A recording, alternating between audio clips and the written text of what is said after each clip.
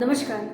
23 માર્ચને એ દિવસ તરીકે યાદ કરવામાં આવે છે જ્યારે ભારતના 3 મહાન સ્વાતંત્ર્ય સેનાનીઓ શહીદ વીર ભગતસિંહ, સુખદેવ અને રાજ્યગુરુને અંગ્રેજો દ્વારા ફાંસી આપવામાં આવી હતી. જમાને ભર में मिलते हैं आशिक कहीं मगर वतन से खूबसूरत कोई सनम नहीं होता, मरे हैं कहीं नोटों में लिपट कर मगर तिरंगे से खूबसूरत कोई कफन नहीं होता.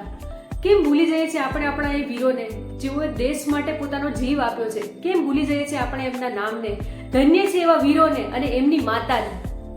ઇન્કલાબ જિંદાબાદ એ શહીદ વીર ભગતસિંહનો નારો હતો. આપણે એમનું પિક્ચર જોયું હોય, મૂવી જોઈ હોય, એમના વિશે સાંભળ્યું હોય તો આપણને ખ્યાલ હોય કે ઇન્કલાબ જિંદાબાદ એ ભગતસિંહનો નારો હતો. પણ મારું માનવું એમ છે કે આ માત્ર એક નારો ન હતો, એક જવાબદારી છે. જો સમજવાની કોશિશ કરીએ તો ભગતસિંહ એમ કહેવા માંગે છે કે ક્રાંતિ જીવતી રહે. તો આ કઈ ક્રાંતિની વાત થાય છે? દેશ માટે મરી મિટવાની તૈયારી હોય એવું માઇન્ડસેટ ડેવલપ થાય અને એ વિચાર થાય. આ વિચારોની ક્રાંતિ હતી.